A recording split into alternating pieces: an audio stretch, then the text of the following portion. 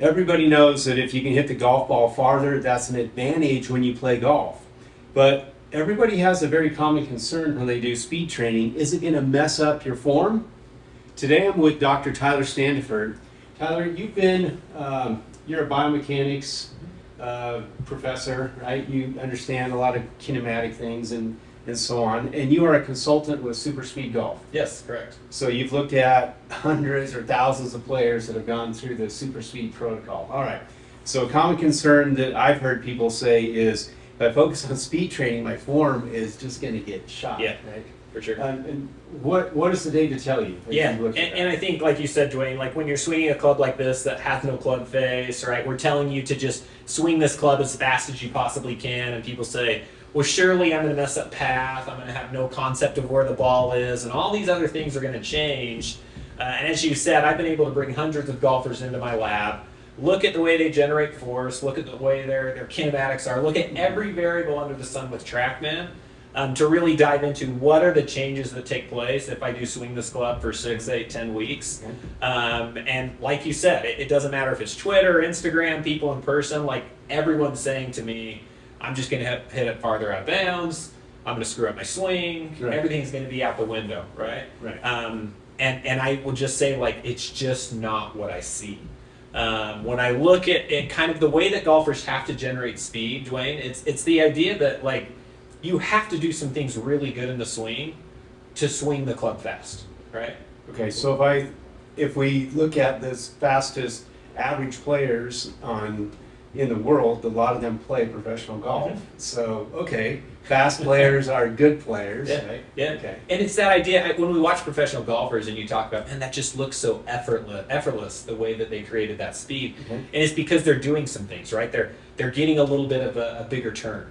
They're sending force to the lead leg a little bit earlier in the downswing. They're just generating more force. They're maybe creating more lag and better kind of wrist angles at the golf swing. And the cool part is I've seen with the super speed training system is the idea that when I have that feedback of just speed, right? I'm not thinking about all these other things like, am I getting into the slot, or like, how's my X factor, and all these random things that golfers think of. Right. And I just look at that little radar and say, okay, it was 115. What do I have to do to make it go 117? What do I have to make it do to go 120? And now that golfer can start to unlock how their body creates speed. And it might be that a golfer might say, well, I'm going to take a little bit of a bigger turn. Hey, that number went up. I'm going to try this. And they might not even know exactly what they're doing. But as I start to dive in the data, the key things that I see are, again, they generate more force. They generate that force earlier in the downswing, which is so key to generating speed. Force on the ground. Force on the ground, exactly. Yep. Okay. So as they start to kind of initiate that downswing, they're already sending force to that lead leg, which we know is really important to an efficient, fast golf swing. The rotational velocities of their pelvis and trunk go up. All of these things just start to naturally happen because they're swinging that club a lot faster. I think one of the most interesting studies that I just did was one where I looked at everything you could look at, right? My 18 camera system was going, my 2 force plates, TrackMan was measuring everything. Okay. And I think TrackMan's something, I mean, you know, we're here in the TrackMan facility where golfers can come in and kind of utilize these resources. So I literally looked at every variable TrackMan could spit out. And I only found 4 differences pre-post speed training. So the first one was club speed increased. The second one was ball speed increased. The third one was distance increased. The fourth thing was actually on like just a standard stock driver. Hey, hit your driver out, you're playing a par 4 or whatever, what's your stock driver? Their distance from center actually decreased. They were actually more accurate post-speed training. Every other variable stayed the same. Club path, face angle, smash factors, attack angles, right? None of that stuff is just going crazy as a result of speed training. It's all staying the same. Do you have a recent example of somebody that you've worked with, that, you know, something tangible? Yeah, for sure. Because I think it's good to know, well, what am I going to get out of this in terms of what translates out on the course in terms of speed and distance. So one of the players I'm working with, really high-level amateur player, he came in, he was a little bit slow, I would say, but an incredible player, good ball striker. I mean, the standard deviation of his ball speed on his driver was like half a mile per hour. I mean, it was just drive after drive, so solid. But we probably wanted 10 to 12 more miles per hour of ball speed for him to really achieve what he wants to achieve. And so I've been working with him for about 6 to 8 weeks. He's doing this 39 swing regiment, just kind of what we talk about, our kind of standard kind of first protocol. And last I checked him, his swing speed had gone from 106 to 112. And he had picked up about 11 miles per hour of ball speed as well. So from a distance standpoint, he literally is hitting the ball 20 yards farther carry distance, which again, for a collegiate player, huge changes. What's really interesting too, Dwayne, is sometimes people will say, well, could I get some of those results? Would they be as effective for me? 20 yards for an amateur golfer, like your 10 handicap, might even be more important than 20 yards with your +3 handicap. We see that again and again and again. Every study I've done, that number that comes out is you're going to pick up about 5 to 6% swing speed, which ends up being about 4 to 7 miles per hour, depending upon your swing speed, and then that translates to 15 or 20 yards of distance. So roughly pushing 3 yards per mile per hour. Yeah, I think that's so about if right. you can get another 5-6 miles an hour, you're 18, 20 yards. Yeah.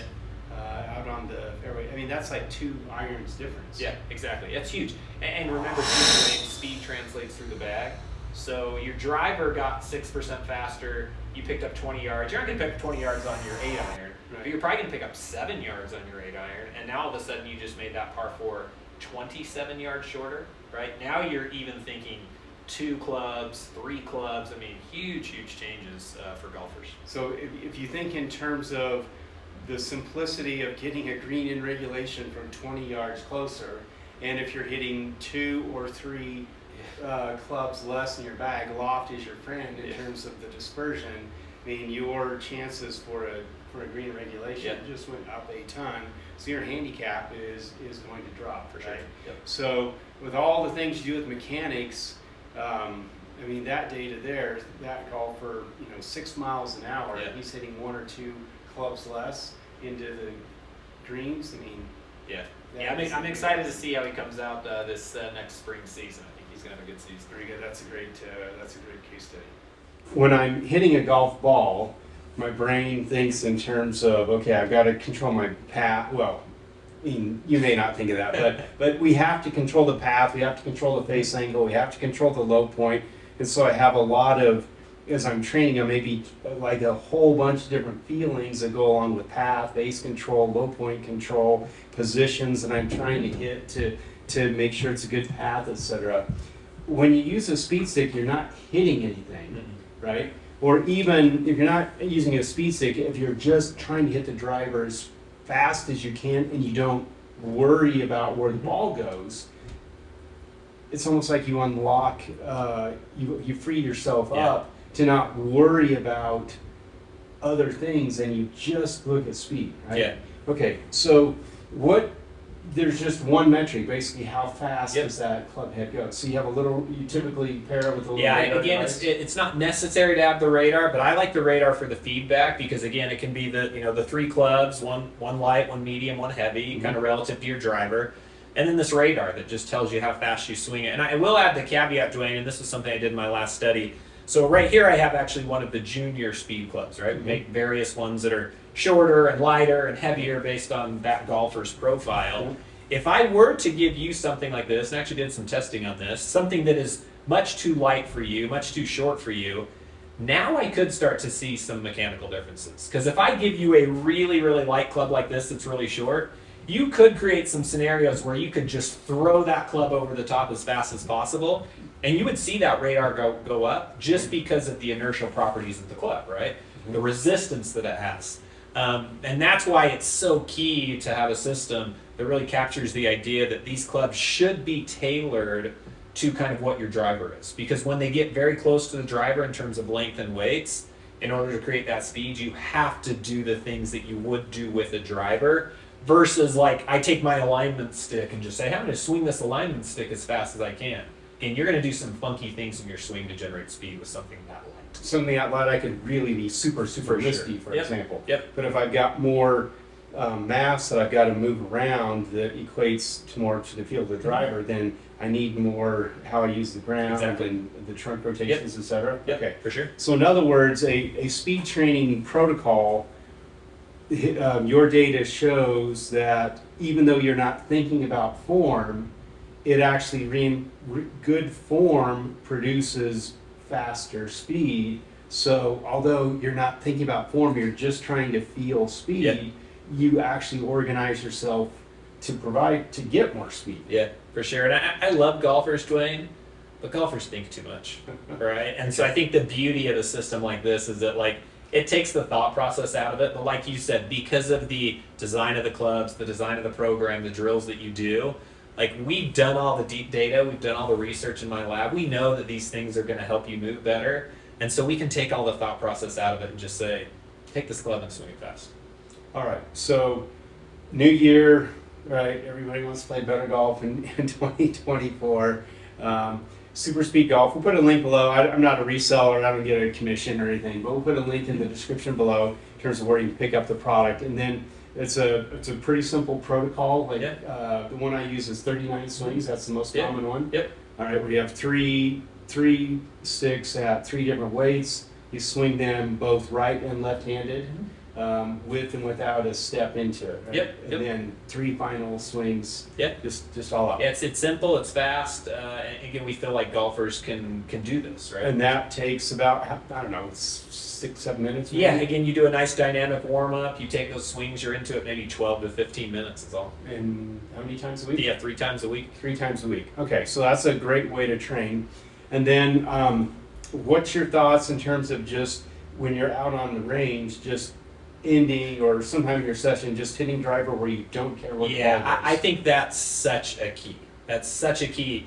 In fact, one of the players that I'm working with, who's a real high level player, that's something that I've actually done with her a lot, where it's just like, you've got to have some sessions where it's just driver, and all you're looking at is club speed, ball speed. That's it. I don't care yards offline, I don't care curvature, things like that. We just have to tap into some of these feels. Because what sometimes happens with golfers, I'll get this email a lot from our users, they'll say, hey, my super speeds are going up, I feel like I'm moving faster, but then I get out on the course or I'm out on the driving range and I'm still 94 with my driver.